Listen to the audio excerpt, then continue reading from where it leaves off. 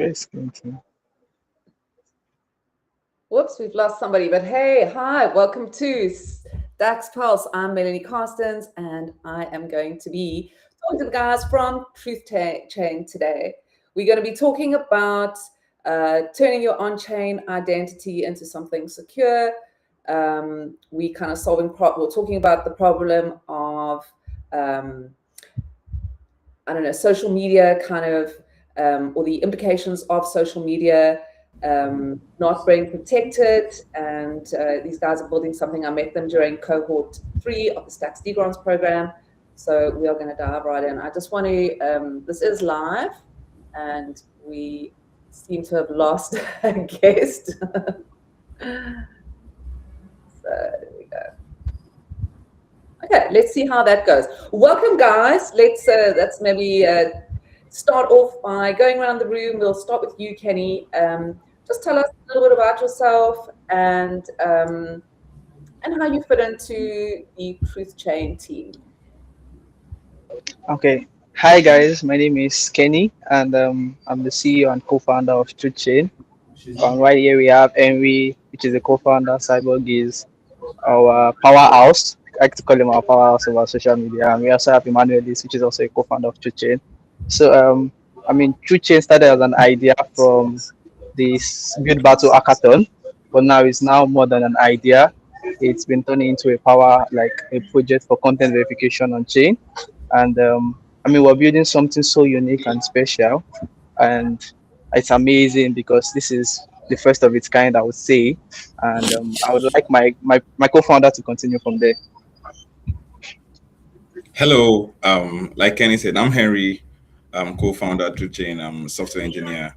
So, going from where he stopped, we just started off as an idea for something unique for a hackathon. And after the hackathon, which we won, we realized that okay, we had just ideated something more than just a project. It was a product, and it was something that hasn't been implemented. So we had to make research. We had to make our research. We had to look for edge cases that would affect what we were doing. So it started with us going for giving our users actual authenticity for a product that they publish on chain. That was the initial idea, and we worked on that for a while, and we pivoted at some point because we realized that okay, we had to work with what we have in our team. We had to work with the resources we had now. So we came to a conclusion, and our conclusion was this: True Chain wasn't just a product anymore. True Chain isn't just a product anymore. True Chain is it's a household name holding different products. So that bettered the first idea, which was our first use case, which is what we currently have. We've made inquiries and we have submitted to publish to Google Chrome, so that it will be an official extension which anyone can use. So the use case is what I'm going to be explaining primarily. Then the rest of my team would explain other use cases and other plans we have. Although we won't be revealing a lot of that because these are like our personal ideas. I think what I'll do is I'll lead you through it because there's so much to unpack in what Truth Chain really is. And I want to go through each of those pieces kind of slowly so people can really understand what it is. So I think yourself and Kenny kind of co-founded Truth Chain. And then let's talk about how Cyborg and Emmanuel, how you kind of fit into this team. Welcome, Cyborg. You are apparently the marketing powerhouse.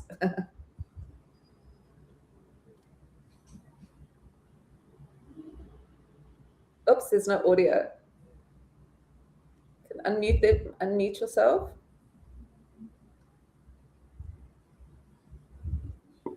Can you guys hear me? Yes, there we go. Yeah. We're having a technical Monday. Technical problem on Monday. So I'm Cyborg. And yeah, my real name is actually Clinton, right? And I handle, everything marketing and community for True Chain. So like my partners or my team members, I will call them, right? They are like so busy with codes and all of that. So like, they need somebody that will be able to like connect with the community, right? Be able to, give the community updates, do community stuff. So why they, are focused on actually shipping like, new updates for True Chain, right? And basically patching any errors, on the dev side. So yeah, that's where I basically come in for Truth Chain. And yeah, that's my introduction. Yeah, if there's Amazing. anything else that you'd like to know, yeah, just let me know. Yeah. Yeah, I will. I'm definitely going to dive into each of your stories. I just want everybody to Yeah. get to know who you are first. And Emmanuel, how are you? Are you there? Yeah, Jim, forgive me. It's a technical day. I'm having issue with my video display. So yes, I'll myself, Henry, Kenny, and one more other person that is currently not joining us today. We've been working together for quite a while. We've built projects, done a lot of things. So I've always been a part of the team, but not just should I say physically like appearing, out there, more of like, more of like just the back end person. We don't show up, but we just get to do what we get to do, and that is that for me. Amazing. Welcome. I'm so glad to have you. And don't worry, it seems like we're all having a couple of technical issues today. So that's what happens when you do it live. Henry, when did you guys all meet? Just kind of give us an idea. Have you guys known each other for a while? Or is this kind of, did you meet just around this project? Okay, so it's a very very interesting story because Okay. the four of us who started this, we all got we are privileged to be part of the ALX African Software Engineering Scholarship Program. Now we all graduated um, the same period, and after that, coming into the job market, we realized that okay, it isn't just about having a certificate. We realized that okay, we needed to have projects to our name. We need to have experience building things. So we came together, the four of us, like Emmanuel said, we came together and decided to form a team. I think the name of the team was we named ourselves Kairos Developers. Kairos meaning like the right time, like basically getting things at the right time. Yes. So we named ourselves Kairos Developers, and we said that okay, one way for us to go into building projects was getting on hackathon. And for us, then we had very surface blockchain knowledge, to be honest. But because we had that zeal to go into this thing, not minding the experience level, we basically learned and implemented. So we came together and we agreed that okay, we are going to be doing this. And because we are four in number, we have it gives us the license or the ability to attack projects in broad spectrum. Basically, instead of building one product, we could build two products with pairing together two persons on one product, two persons on one product. Instead of researching for just one product, we could have four people researching for two products, and improved our productivity so much. And that was basically how we came across Stacks blockchain and the build battle hackathon. And for the interesting thing here is this now. So we actually started building like a few days before the hackathon deadline. And I remember, I think we are live now, so let me say it because I'm sure everyone will laugh. I remember this Sunday we were to submit. Um, Ken in the year, Emmanuel, and the third person, his name is Theophilus. They were at my place, and we spent the whole day debugging and coding just to get to that deadline. And I remember that that was from like 10 a.m. to 10 p.m. Sure. 12 hours of us just being together. in one space working on this thing continually like that, continually. So by the time it got late, we had to just they had to go home, and we were like, I think we have done so much now. We can actually submit. And for us, it was a moment that made us realize how much we could create and what we had within ourselves, because I think we all saw it as just building a project and trying to get our hands dirty, getting experience building a project. And the result was something special. We created a product, and not just a product, we created something that wasn't common, especially on the blockchain.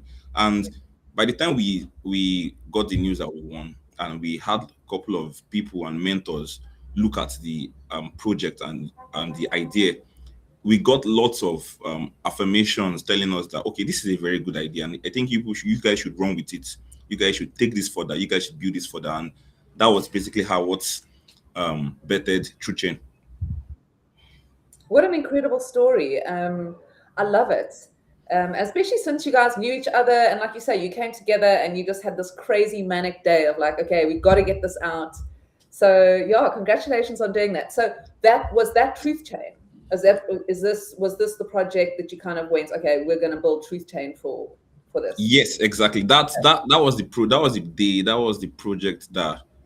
project that became True Chain. Before then, we had worked on a couple of projects together, but that particular Sunday was the day we completed True Chain. That was the day we began, okay, this is something and we are going to submit it. Okay, so let's talk about what Truth Chain is.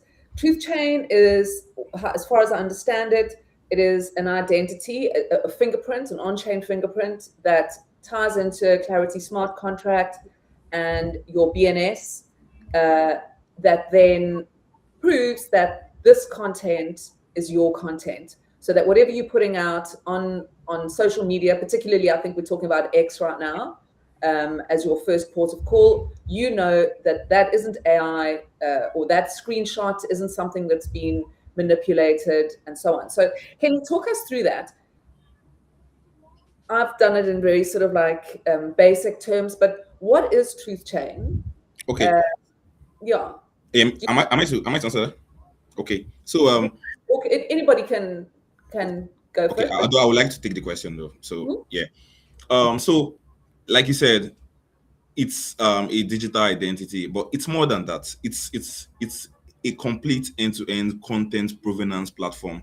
And by that I mean we chose to go for the Bitcoin naming service identity for content on Twitter as one of our use case, because with the resources we currently have, that is what we are. That is something that we can implement as soon as possible going to the market. So now True Chain encompasses more than that, way more than that. In fact, while I'm speaking here, I'm still going to share some other use cases so you understand. But first, I would like to explain the one you pointed out here. So the idea for us with the fingerprint verification is we are in a time where, or in a space where people people forge a lot of things. People say a lot of things online and go back on what they say, especially in the blockchain community. You have figures online who know that, okay, they are what they say carries certain level of power, and this could make other people make certain decisions. For example, if I was a leading holder of a coin and I come out one Tuesday morning and I say this coin is going to dump, I'm not interested again. For example, that's an example I'm giving here.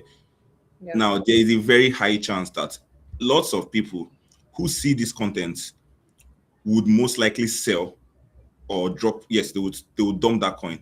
So now what we are giving now as a service, we are giving users on X. Now we are giving them a product which verifies every content that is put out by anyone. So you now, Mel, if you're going to come out and say, oh, today's event was really, really, really bad, for example, whoever is seeing whoever is seeing your tweet needs to be sure that this tweet actually came from Mel. Otherwise, because if my account gets hacked, someone puts out a content with my name, the only thing I can do is I can come back a couple of weeks later and tell you I was hacked. There is no proof of me being hacked. I just say I was hacked, and the community has to deal with it. But now with integrating with the Bitcoin naming service, we have found a way to give each wallet its own identity and hash its own content. Now, so what that gives for anybody is when you put out the content, you see an injected button on your X telling you, okay, register this content with TrueChain. Now, when you register this content, it will give you a badge. And now the badge stays on your content no matter how long you refresh your Twitter feed. So it's not like you get a badge once and it goes, it remains there. So for some reason, if a person has to do something fraudulent or has to dish out false information with your account, the person doesn't just need to have your Twitter login, the person needs to have your wallet access. Oh, okay. That's the secret sauce. Yeah. Okay. So that means that you may have Mel's account and put out a tweet, but if you're not seeing Mel's BNS name badge, everyone would question the tweet. Are you sure that's from Mel? I don't think that's from Mel. It is not a verified tweet. So for the whole, I think more than just the blockchain community, for X as a whole, we are giving a layer of security. And it isn't security that, okay, maybe stops people from hacking. No, it just prevents that flow of fake information. So so whoever is receiving this feed does not trust this information unless it is verified. So at the end of the day, if a hacker is thinking, oh, I need to hack Henry's account, then now the hacker needs to start thinking, I need to hack Henry's account and hack Henry's wallet. And it has to be the exact wallet that is attached to that account. Otherwise, the BNS name will not come out. So it's a it was a very, very technical implementation for us. And it was a very, very, it was difficult to say it plainly, but we achieved it. And now we can assure you that, okay, if you don't see a badge on this content, on this tweet, then you can question you can question the authenticity. You can question, okay, was this person's account hacked? Is this person trying to fool people around by saying something else? Or is this person using an account that shares similar name to yours but has a different, maybe a different final letter or alphabet at the end of the name? Because a lot of these scams and hackers, what they do is they create a name and the name just has, for example, it has Melanie Carstens and there's no S.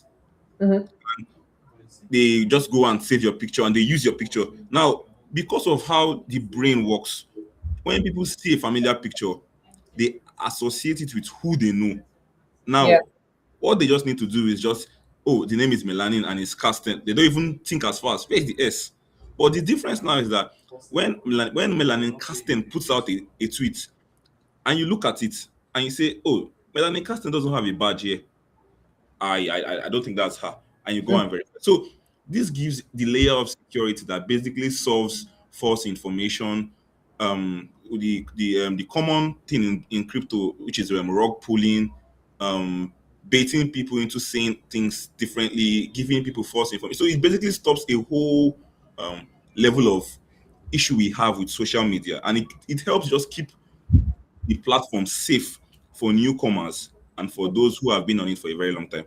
Yeah, that's incredible. You just said now that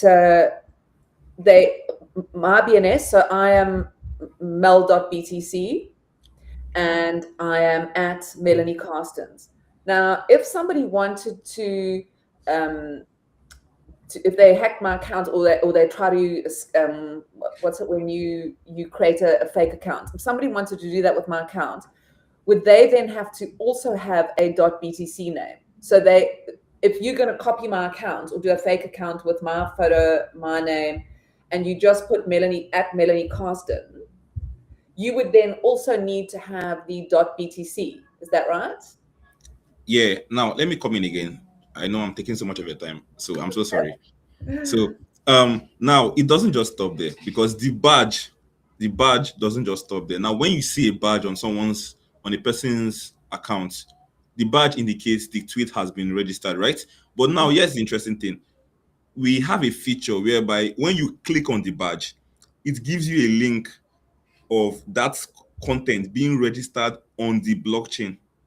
So even if a person builds an extension and says, I want to do fraud, and I'm going to be very, very technical, anybody can build an extension, anybody can inject a badge. But what makes TrueChain stand out is the fact that we have a system that takes the badge and checks it against the Explorer platform, for example, on Stacks, so that when you click on a badge, you can see the transaction ID where that content was registered precisely. So now you can see. So if, and also we record that the Bitcoin naming service only gives one how do I explain it now? Just One one kind, BNS name, yeah, yeah, one kind per of. So user. if you go there now and you pay for Melanie.btc, nobody can pay for Melanie.btc. No, now someone else can pay for Melanie.stx. But here's the thing: because you originally have your account and you have registered content to your account, everyone can see that this account history has always been registered with Melanin.btc. Mhm. So if someone now comes and see Melanin.stx, now you have to raise an eyebrow and say, "Oh, what's going on there? I think Yeah. there's something fishy. I'm not going to do that. I'm not going to take this content seriously." So we again, these are edge cases that we thought of, and you know that okay, when you see a badge, you click on the badge, it gives you a link which you have the option of taking you to the Explorer, and the Explorer is where you see the transaction details on chain. It has been registered, and you confirm that okay, this was actually registered. Mhm. It's incredible. And like you said, I mean, it's really technical to have kind of not only thought of this, well, I think it's something people do think of, like, how do I prove, especially with AI, like, how do I prove that's me and that I did not tweet? Because we've all been hacked or scammed or whatever. Now, how did this idea come about? Maybe I should do, let's see who wants to take it. Maybe Kenny or Emmanuel. Okay. Farberg. How did the idea actually come about? And then I kind of want to lead into sort of the development of it, because it's you kind of, how long were you in the stats? Maybe I'm asking too many questions, but I kind of want to lead into, because this requires quite a heavy knowledge of stacks as well, because it's not only the Clarity contract and building with Clarity, but it's also understanding BNS and how that works, and then also how to use a browser extension and X. So, I mean, there's a lot of technical stuff going on. So kind of maybe let's go in, I don't know if that you want to split that into two questions, but yeah, first of all, just casually, I mean, where did this idea come from? Okay, so I think we'll split it into two. I'll take the first part and we'll take the second part. So I'll start with where the idea came from. So the idea started from the hackathon that we spoke about. And Mhm. after the hackathon, we noticed that we cannot just build a standalone platform where people can register their content. It's not going to make sense carrying people away from the normal places where they can just, let's say now our first use case was majorly Medium platform.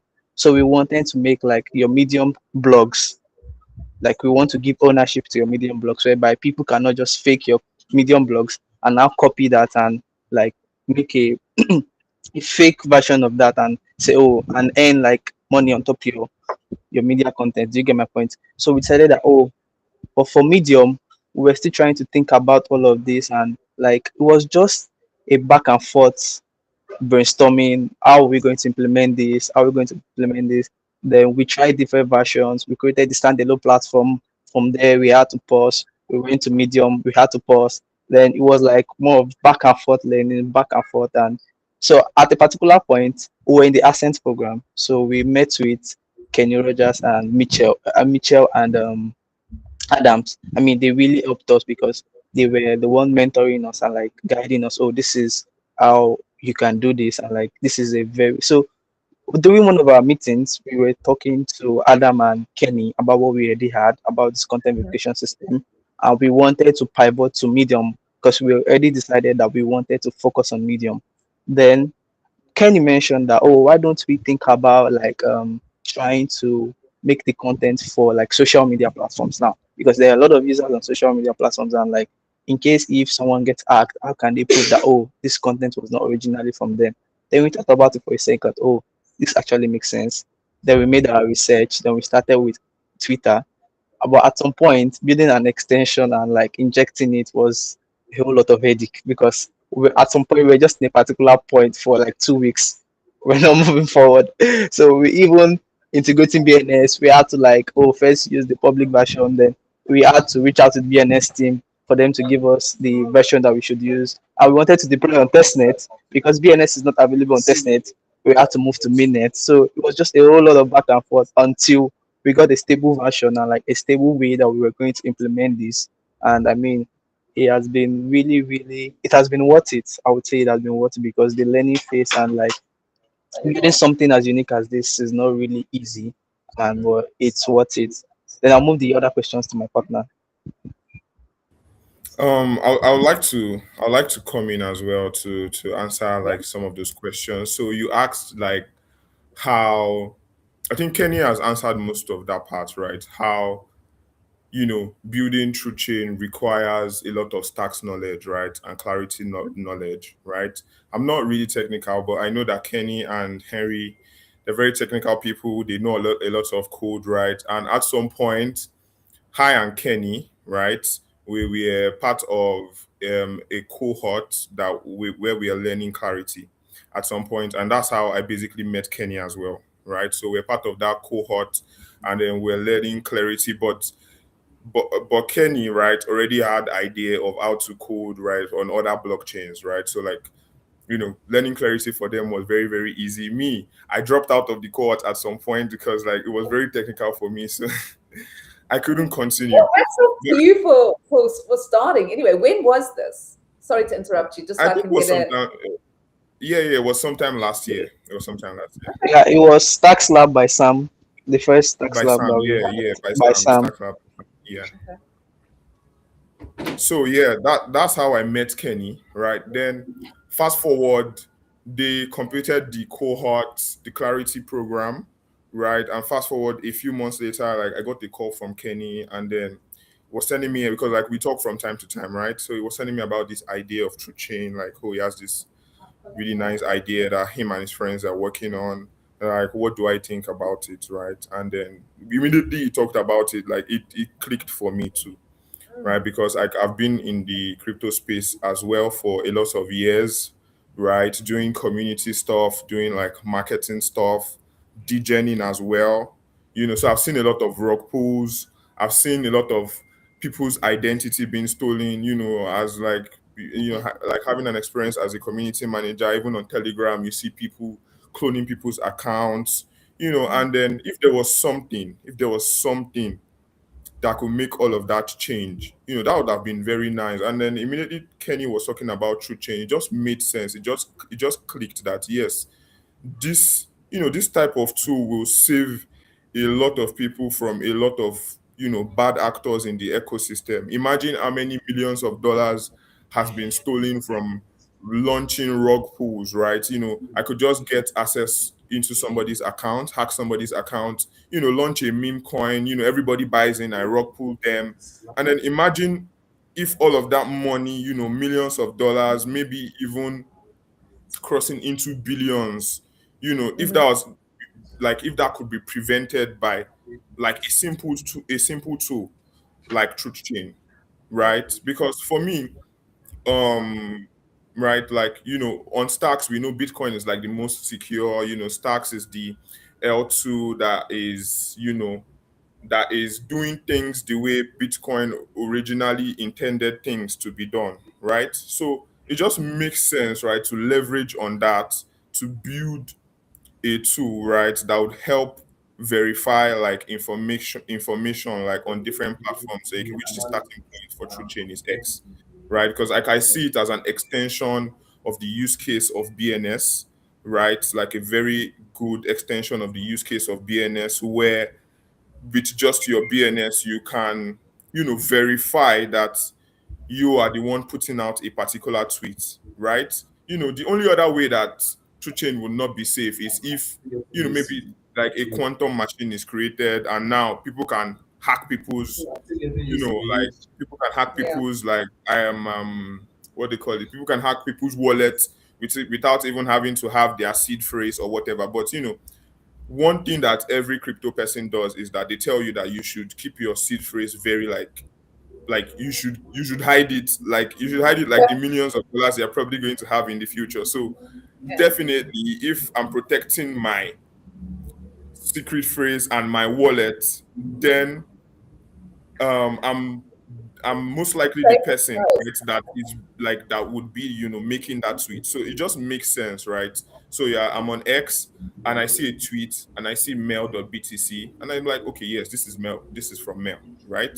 But if any other thing comes up and then the information doesn't really like add up, I can easily confirm that, okay, this is probably not from Mel, because Mel always uses truth chain and Yeah. most of our tweets comes from like mel.btc, right? And Yeah.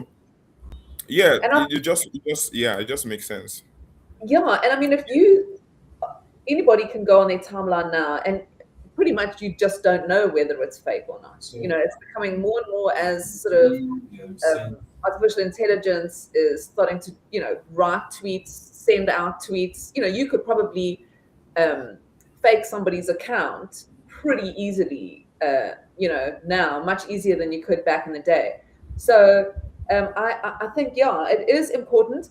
What would be, I mean, I think specifically, even for like a news channel, you spoke just now, Kenny, about Medium, and that's where you guys started off. But I mean, even if you think about, proof of news, because, it's dangerous now that you can read anything and potentially it's not true. So I think for things like news channels or people putting out, just daily news or weekly news, that you can legitimize it. So yeah, very, very important. So who does benefit from this? Going around that question, it is content creators, journalists, even artists, right? Because they're going to prove that this is my art. This is what I've written. Yeah. How do you explain? Let's just take a step back for anybody who isn't familiar with what you mean by on-chain verification. Let's just talk about that, how that works, how that fingerprint works. You write your tweets and it connects to a hash. Is that right? Maybe you want to jump in, Henry. Just give us a kind of how does this value of on-chain verification work to somebody who's never used it, and how does it work? Okay, so I'm going to give you a flow, so you just to so that when at least it just gives you a picture of what it looks like. Now, when the way extensions work, now extensions have they have a background script. Basically, a background script displays what you want people to see outside of the web page. Now, extensions have content scripts. Now, these are scripts that you also use to inject things into what's on the website. Now, so due to CSP, that's content security policy, there needs to just be you need to actually give your extension some kind of approval in the manifest.json file. And in the now when you do that in the manifest file, you basically give your extension access to interact by injecting buttons into a web app. So now when the extension has it can do that, we can restructure what you see on a web app to inject our buttons. Now, when we inject our buttons into that web app, now we control what happens when the button is pushed. You can see the button, you can control the button, but we control what happens when the button is pushed. So the website does not control the button. It still will retain control. So now we inject functions into these buttons. I don't know if I'm getting too technical. But, okay. I'm following you. It's important for those who are listening. And you Okay. do want to know, because like I said just now, this is a technical product, Yeah. and I think it's a huge, if you're going to call something truth chain, you really want to understand how that Yeah. works, and how I think secure it is, Yeah. what So you're building, yeah, so let and me how. continue. Mm, Okay, so now when a button is clicked, each button has already been set up to perform certain activities. Now we have a total of about 3 buttons in total that you're going to be seeing. Now one is a badge, two are actual button. The register button is used to basically pick up the content of that particular tweet. It picks up the content, it picks up the ID of the content. The ID basically is um, the authenticated identification of that content, meaning that just think of it as where you have a big space full of different rooms. Now we go to one room, we pick up a table from the room, and we pick up, okay, this is room one, okay, this is room one table. We pick up the table in room one, and we basically tag it that, okay, this is room one table, and we are going to be registering it on the blockchain. Now that is where the smart contract comes in. The smart contract basically does its own thing um of registering it on the blockchain. Now for this whole thing I'm explaining to happen, first there needs to be a connection with the wallet APIs. We are using wallet APIs because for extensions, using the Stacks library to connect wallet isn't so feasible. We are still working on that, but at the moment, we have successfully implemented Ledger Wallet API, and it is perfectly safe. So we basically interact with Ledger Wallet API to bring up the Ledger Wallet pop-up. As you see, maybe when you open your Ledger Wallet, the pop-up you see. Now then, you enter your password. Now this whole aspect, you are giving security by Ledger Wallet. Now, so that is the level of security we assure you that, okay, if you have a Ledger wallet, if you use a Ledger wallet, you are getting the same layer of security. It's basically their API we're using. Now, from there on, now once you connect the Ledger wallet, we now come in. We now pull just use the only access we have. We pull just the Bitcoin naming service identity from okay. your wallet. So when we pull that out, automatically when you connect your wallet, we already have the wallet address, obviously. When we pull that out, we make that your true chain identity. Mm-hmm. So by just connecting to the Ledger Wallet API, we've picked up your identity for you, and we have a dashboard on the extension. So you would see that, okay, I have my identity now simply because I connected to a wallet that has a Bitcoin naming service identity. So now we now create a badge from that into and inject the badge into your content on X.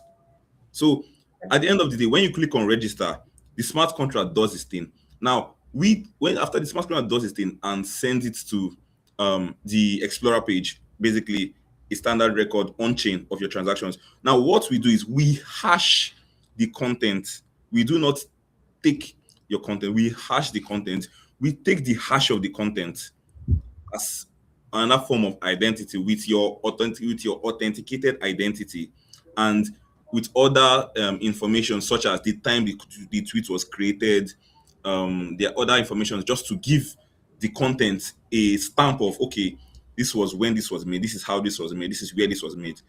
Now, so when this is done, now this now comes into our system and is securely saved. So at the end of the day, what we are holding is basically very similar to the same information anyone sees. The only difference is the smart contract gives you an on-chain transaction, while we pick up the hash and create a badge for that and just show you the badge.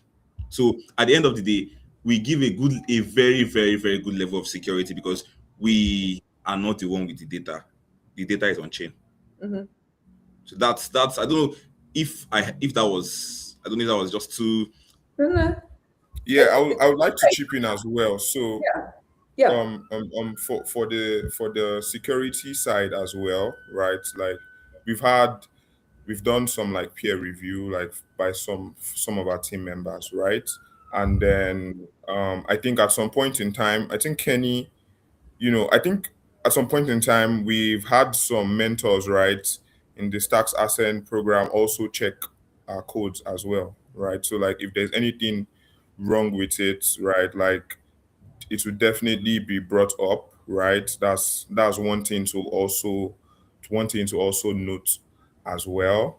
And yeah, the services that we use, right? We use services of people that are already audited, right? Like I'm not technical, but like I don't know if that's very explanatory. Yeah. So like we use services, we use APIs of other platforms that are already audited, right? Plus Yeah. peer review, right? And having other like people that are very good with clarity in the Stacks ecosystem, right? Also help us check these codes because we know how very expensive like auditing actually is, right? And then we're just like a very small project coming up. So yeah, just would Yeah, like to add and that. also in order to add to what Clinton said, yeah, there was a particular time during our Ascent program that we had to explain the code and like to Kenny, for Kenny Rogers from Stacks Foundation, he had to now Stacks Lab, he had to review the code personally and see, oh, okay, this is what he actually did. And he took his time to review our code during that particular period during the Stacks Ascent program. So he had the time to review the smart contract, and so I don't think there's any issue with the smart contract. No, I mean, you couldn't get anybody better, could you, to review your code? So No. that's incredible. So tell me the timeline on how it worked. So we know you guys were studying, working with Clarity, learning Clarity last year, and then was it the Stacks? So first of all, how did the you get to D grants and to now? Because Stacks Ascent was before, and before that was the hackathon. So just tell me the sort of journey of Truth Chain. Okay. Okay. So the System. okay. So the journey started from Build Back Hackathon. Then from there we moved into like I think 2 months later we moved into Stack Ascent. And then while we were in Stack Ascent, we were just doing like brainstorming and like writing blogs, technical blogs about our products during the period. And we were not fully building, and we're still brainstorming about the idea, reaching out to Kenny and Adam. Oh, does this make sense? They said, oh, okay. That was when we had that meeting. We moved back and forth. Then we're trying to build up some things, and oh, this particular use case, let's refine it better so that people can use it. Then after that particular period of time, we graduated from the Stack Ascent program. Then we moved into the grants because I'm the kind of person that have been in the ecosystem for like around a year. So I knew Peace, I knew some people like Peace, I knew um, Binta, I knew GPS, I knew some. So I don't go to the organized media and talk about food chain at that particular period. So they asked me a whole lot of questions. I'm like, food chain is not live yet. Like, you asked me too much questions. And at that particular period of time, I was like, okay, I think it's actually very good, like a positive review that oh, people are actually interested in what we're building. So at that particular period, we now decide, okay, let's actually build this. Let's take our time and build it. Then we saw the grant opportunity. Then that was how we entered the graduate program and we started building. And wow, we published to Chrome extension already. We're waiting for the review and feedback for Chuchin to be live for everybody can use it. Wow. So you've come along. Just 2 questions now. First of all, what made you think, okay, we need to, this is because a lot of people, when I talk to builders or founders, and it's always the go out there and see what a problem is. You might have idea A and you might have skills B, and the problem is actually C. And sometimes people kind of will focus on A when their skill set could actually take them either way. So one of the biggest problems I think out there as a developer is going, okay, what do people need me to build? That information, that is something you really need to go out as a big part of developing something, right? What made you guys go, you know what? We need to verify on-chain activity in this way. You first started with Medium, and then what made you think, hey, we need to do this and we can build it? Like, how did that even? Because it's a big deal. It's not something you kind of just sit and go, oh, hang on, let me vibe code something this weekend. So yeah. I think I like the question so much because it does remind me of like where and how we got here a lot, because we started this and sorry about that. Okay. Sorry about that. Yeah. So we started this and we had an idea of something, but I think one of the things I learned with my team, that's the four of us, including Clayton, that's the five of us. One of the things I learned in all of this, and I would say to anyone nowadays, I think we realized that we had to be flexible Mm, because sometimes what you have in your head as a solution isn't the solution people want to. yes. You may think of it as, oh, this is a $1 billion solution. If I build this, everybody will love it. And by the time you tell people, they're like, why are you building that? I mean, Yeah. so one of the like there are a couple of factors came in play for us. I'm just going to list them. First of all, we were flexible. We started off, like I said earlier on, we pivoted a lot. We got to a point, we build. We see that okay, if we implement this, we have this edge case. This cannot be worked on. We take a step back, review everything. Now we pivot to something else. Now and another factor again, aside of the flexibility was we had great mentors like Adam and Kenny, because we had sessions with them, and when we had sessions with them, they really helped guide how how our perspectives of okay, what is it we are really going to put out there, because we had an idea of okay, medium, but now that we think about it, the medium idea wasn't even a good idea, because how many people still use medium? Yeah. But as of then, it was like a very good idea in our head, and we were Yeah. like, we need to put it out on medium now. So looking at it now, it just feels like Hmm. we were flexible. We had very good mentors, and I think the part that we were willing to always go back and work again, because it's saying it now seems very simple, but I can promise anyone that if you have to spend 1 month doing something and you have to now go back after 1 month and you say, that thing is not going to work, I need to go back again and just Yeah. start afresh, it can be tiring. So the perseverance, the flexibility, and the help of the mentors we had basically shaped us into what we have currently. So Mm. yeah, that's it. Yeah, it's beautiful. I love that answer. I think it's an important answer for all founders. Anybody who thinks to understand what to do with an idea. And I think if even your original idea, yeah, you're not using it, but it still brought you here where you are. And that was because of your flexibility, so I love it. Um, how you sort of were talking now, you've moved through, you've now actually physically building this and you're waiting. You've kind of, what did you say about the Chrome extension? It's you being reviewed or whatever to bring that up. Tell me now, if I go to your website, how far can I get through this? Where are you up to now in terms of the use for me to actually use the product? Okay, should I take it? Yeah, it's like I just feel like you and me. Sorry, this is anybody. Okay, I can actually Yeah. take it. I think I'll take it. It's fine Yeah, yeah. actually. Please So, do hurry. Yeah. okay. So now for the website down the So I can line, go on and register. can you hear me? Yeah. Okay, so for the website and a place you can go and find out more about Chain, we have a website now. We had to take it down as part of the whole idea of us pivoting.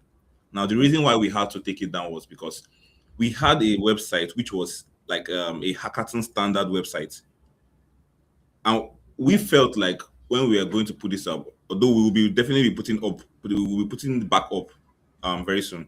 We felt like we couldn't have something mediocre as the first face people see when they try to find out about our product. Initially, the website we had was our users were meant to copy tweet URL and bring it into the website and manually do everything. So all this feature was actually a cake, because the idea for users is to make things easy for them. So if we are telling you coming to a website that just looks flashy and good, but it doesn't give you the originality of a product that you want to be part of, Yeah. it wasn't a good idea for us. So we didn't want to come out flashy and without depth. So for some reasons, we between myself and the rest of us, we chose to focus on the extension. And okay, the plan was, by the time we have the extension ready and they have given us a response from Google, we can just finalize on what we have on the website and publish it. But what we have currently is not something that I know. I'm a software engineer, so it isn't something that I personally am proud of. Maybe it's because I just have very high standard. But I think if I want the world to come see me, I want them to come see me like when I have done something to a level that I know that they would trust, and they would see, and they would want to be a part of. Yeah. So right now, when will I be able to use the product on my social media? What is the sort of the position where you guys standing now, and what does the next couple of months look like? Should I go on again? Yeah, please. Yeah, go on. Okay, so Yeah. we discussed all this, and at the moment we are currently waiting for, because like again, this has been a whole very very big learning phase for us, because this is the first time I actually completed an extension. We completed an extension. I think we've done these things before as maybe personal projects, whereby okay, it will be built locally, and you Yeah. don't ship it live, you don't take it live. So when we started to deploy, that was a few days ago. That was when we learned that okay, for our region, that's Nigeria, it takes 1 to 7 days for Google to approve it now. So following this wait period, we are very confident, but okay, by February now we would reach out to a couple of the notable persons in Stack blockchains, and okay, just lay it out that okay, we have our website ready, we have our extension ready, and this is just our V1. And we wouldn't want to get a very big user base at the moment, not because of anything, but I think it's very safe and good. But the idea of just getting on the groove slowly for us, because like I said, when we started this, we didn't have all the resources. We had a team, and we had a team that was willing to work, but the resources wasn't all there. So we have been able to build something that works. But we think onboarding people gradually is a safer way for us to actually help our users get the best experience. Because when you onboard like 1,000 persons, and you have, for example, you have people complaining of, oh, when I click this button, it's not working. When I click this button, it's not working. Sometimes the funny thing about development is people have different systems which with different resolution, and sometimes with code it just breaks at the very slightest. It's not even a security issue. Could just be the person has maybe another extension or something that we haven't figured that okay, this extension and ours may have issues or something. So onboarding people gradually is something that we plan, and we are in the process of just so okay, let's go from 10 users, 50 users, and let's just see how it goes from there. So by February, we believe that we should put out our V1, which is safe. Assuredly, it is safe and it's good. And we hope to just give our users the experience that will help them see that okay, this is a team who didn't have so much resources, and we have come this way with what we've been given, and we the sky is basically our limit. Yeah. So Talking on that, let yes. me jump to. I want to say hi to Emmanuel. Are you there? I think Emmanuel's run away. I think it's still having Yeah. network issues. I think it's still having network issues. Yeah, he's having his technical issue. Yeah. So I Yes, wanted to add to what yes, Henry has glitch been saying, right? moment. Like, Okay, sorry, Emmanuel is speaking. Sorry. oh, okay. No, no, it's Mano, a please glitch go on. Monday for me. Please, you can go ahead. My it's just bad. Okay, well, no, it's fine. It is Monday after all. Yeah, I should probably change the day of the show, not on a Monday. Sorry, what were you saying, Vince? Sabo? Yeah, so just to add to what Henry has been saying, right? Like we're waiting for response for the extension to go live, right? We've been testing it by ourselves behind the scenes, doing like lots of tests, and I think that's why we've even delayed up to this point to launch, right? Because like there was like some issues that needed to be fixed, right? Like Henry was saying, we actually think that true chain is a big deal, right? And we also believe that our presentation really matters. Mm-hmm. So that's why we are like taking our time to do things the right way, right? And the proper way so that, when it's live, there isn't so much bugs to fix. And then, True Chain, like we have like a long-term vision for True Chain, right? There's so many other use cases that has even come up for True Chain that like during our meetings, right? Like every week, after discussions, we even now came up with many other use cases of true chain, right? That is also currently in our roadmap. That along the line, we also plan to implement like solution for like deep fakes, right? Also expanding to like other blockchains as well, other social medias as well, right?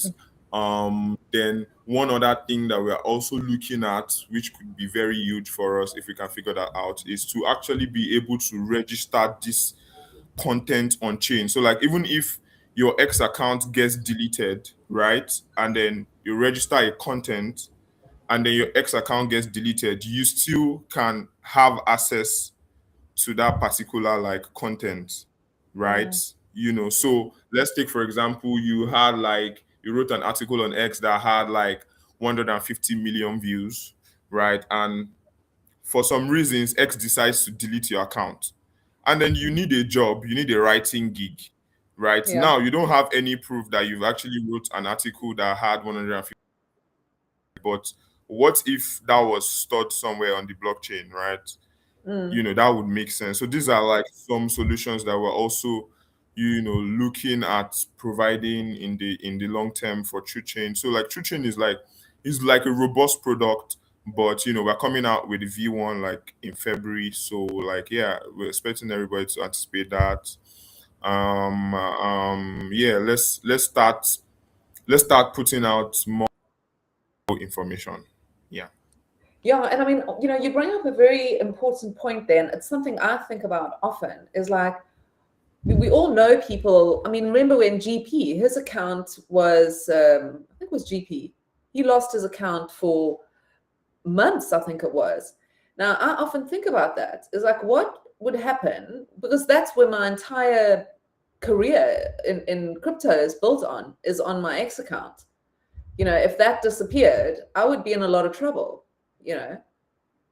So I think to have access to my information long term, or the proof of what I've done, is amazing. You mentioned, I mean, do you guys want to share maybe one or two other like what you've kind of been talking on where truth, I mean, I know you can't probably say too much, and I know as you, like you say, you're going to slowly integrate into X and get users and whatever, but maybe just some other examples of where truth chain could go. And then you said just now in the beginning of the conversation, there's not really anything like this out there. Okay, so yeah, I mentioned that, and we did our research, and there are people who offer um, certain kind of blockchain security services as a product. Now, I said that particularly is because during our research, now we do not have anyone who offers the exact kind of service we have. And if you recall, at the start of this session, I mentioned something. I said we with the idea we have is beyond just a product.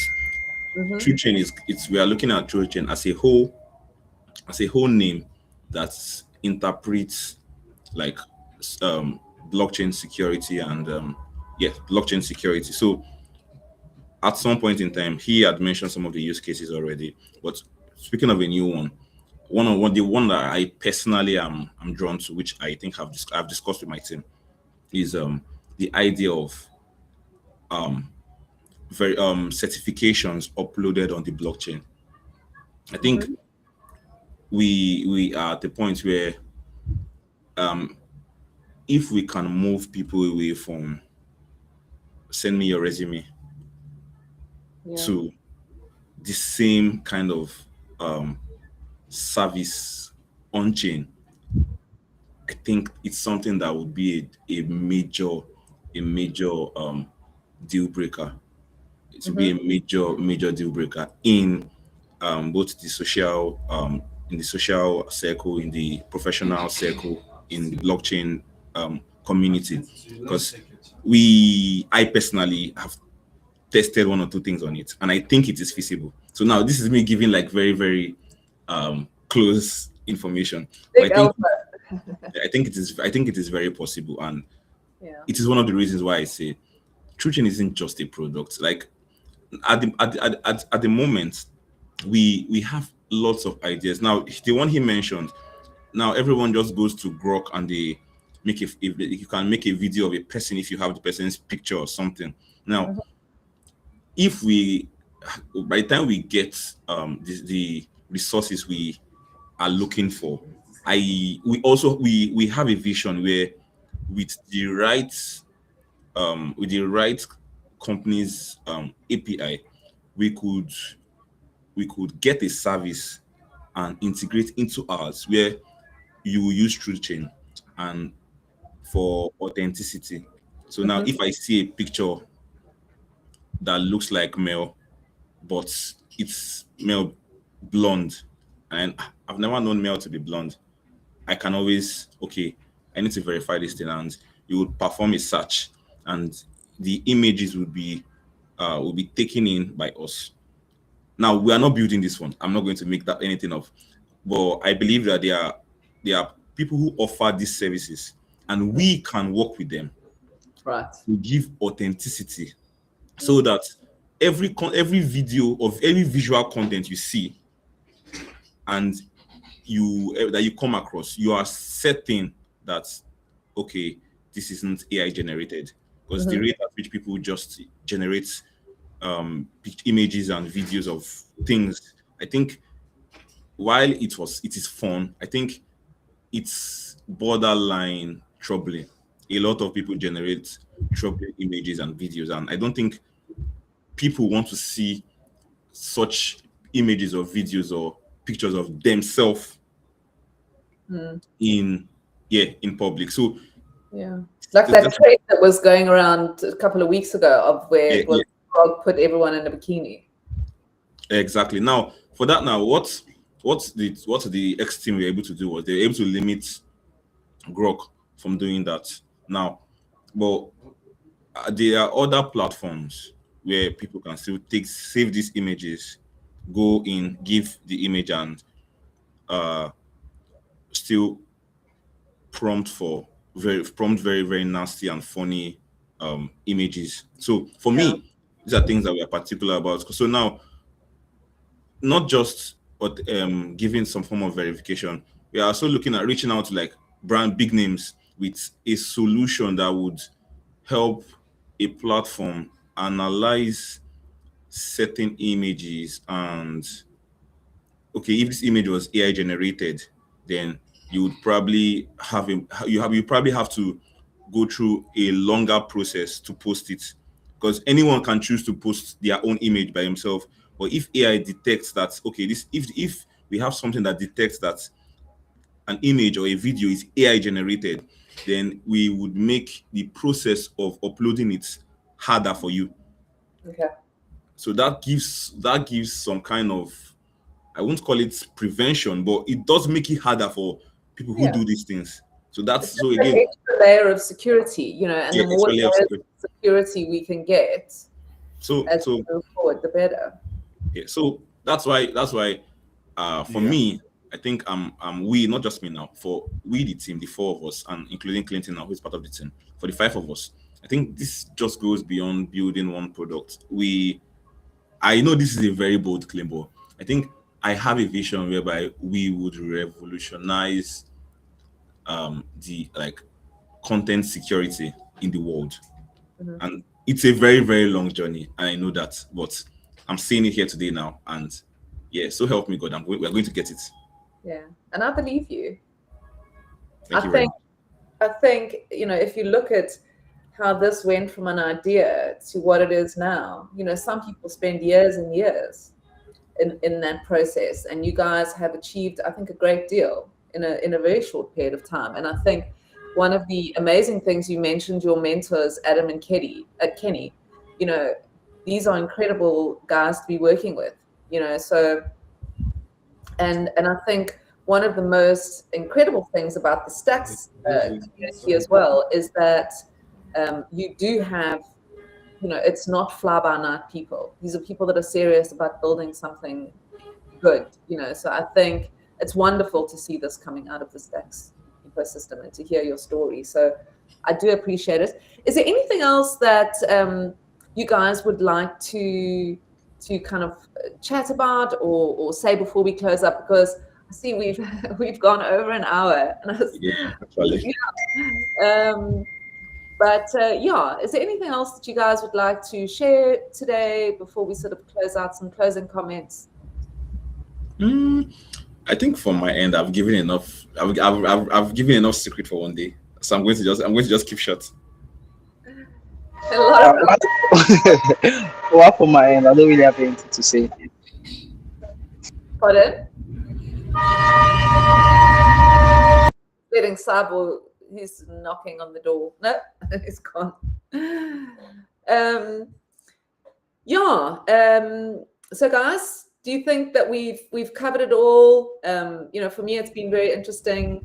No final comments. You're all good? Okay. Yeah, I think. Okay. So, final comments. First, I want to publicly thank my team, and I want to thank you, Mel, for giving us the opportunity to speak of what we are doing. For giving us your platform. I think it's a very, very good privilege, and I do not take it for granted. I think you are a very, very great person. You are with a very, very great smile. I think, yeah, I think that's a very, very awesome thing to do. And for everyone watching, we are a team of 5 persons with ambitions, and I know that technically, I know because I'm a technical person. So when I see people talk technically, I would also want to have conversations with them. If I see something I don't like, I would want you to correct it. But I think you can give us feedback on things you feel we can improve, and these feedbacks can be given in a tone that encourages us. Now, in a tone that encourages us, I think we are open to people telling us, okay, have you tried this? Have you checked out this? Because at the end of the day, we are part of the community, and when when a group of people from a community succeed, I do believe that the success rubs off on the whole community, everyone who has helped put them out there. So I want to say a very big thank you to you, to everyone. So that's all. Amazing and so true. Beautiful words to end today. Yes, Kenny. Yeah, in addition to what Henry has said, I would like to say also thank you, Mel, for this opportunity, and Pleasure. I would like to thank Stacks too, Stacks Blockchain. Thank you so much for this opportunity for onboarding us, because if I could remember, Stacks Blockchain is actually our first blockchain that we are building the product on. And I mean, that's a and the support we got when we started was amazing. And I would like to say thank you so much, Stacks, and thank you so much for the community. Amazing. Thank you guys. And thank you for being so kind about my smile. It's so nice. I feel shy now. Now I don't want to smile.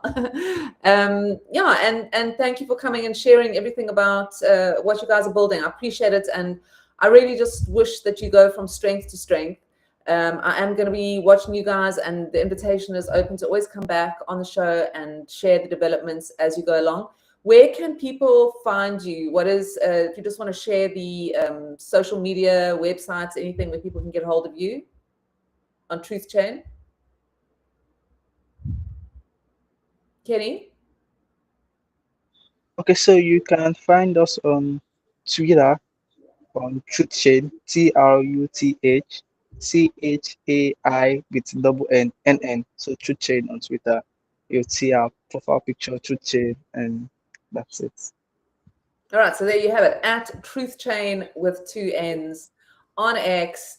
Head over there right now, give the guys a follow, and support what they're doing. I think they're building something very important that we're all going to need very much of as we go forward. So yeah, thanks for joining me, to Emmanuel as well, and to Cyborg, to you Henry, and to you Kenny. It's been wonderful having you guys here today, and all the best for the rest of your build. And like I said, open invitation to join me back here on Stacks Pulse again. So thank you.